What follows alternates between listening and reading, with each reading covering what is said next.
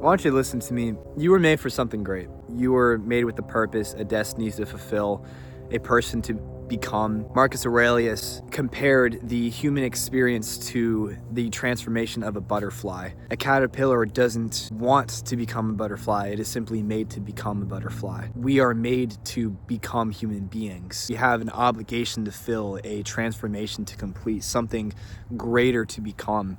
And that's inside of each of one of us. And our paths are right there in front of us. So much of this life is predestined. So much of this life are elements that you cannot control. And no matter how much you try to assert control over a situation, it will simply be out of your will. But what you can change is your mind, is your interpretation of events and your place within all of them. There is always a path to walk.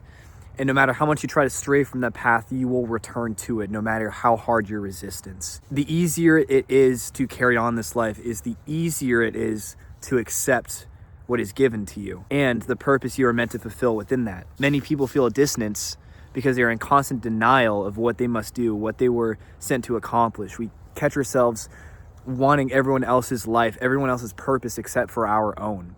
And our purpose may seem so insignificant in the eyes of others, yet no matter what walk of life we are, no matter what culture and society we fit in, we all have a part to play in it. And a tragic thing is in our society, we neglect so many of those purposes. How much value do we assign to the last days we spend with our elderly? How much value do we assign to death or the thought of it itself? The world's become so secular, so materialistic. Your success in life, your belonging in life, your purpose, your values, all about how much you can achieve financially and nothing about the way that you live as a human being. How much of that is just translated into something of monetary value? Everyone's trying to live for themselves, and it's so sad because it's so lonely to live just for yourself. And it's so lonely to be nihilistic and to say that you don't belong somewhere in the universe and that you're a mistake, and it's just such a lie. There are people who have an interest in you being apart from your spirit, treating yourself as nothing like the divine being that you were made to be. Since all the land has been conquered and controlled by the 8 world banks, what is left to conquer except our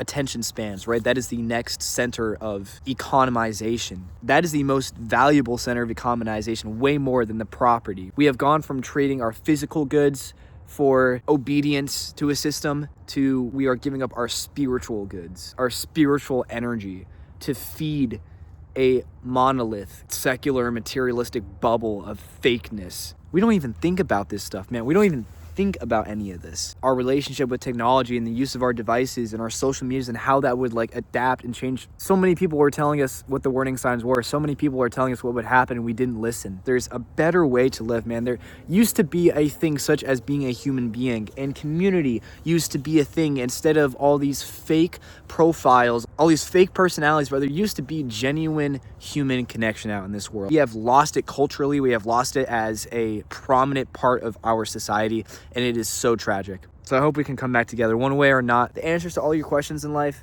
they're out there. And people have them, but you have to meet people, man. You can't just be stuck in this loop forever. You can't be stuck in this cocoon forever. You have to break out of it. You have to connect with people. You have to be open-minded. You have to not let yourself be distracted because there is so much distractions. Damn, bro, it's cold. Yeah, those are my thoughts. Rage on, I guess.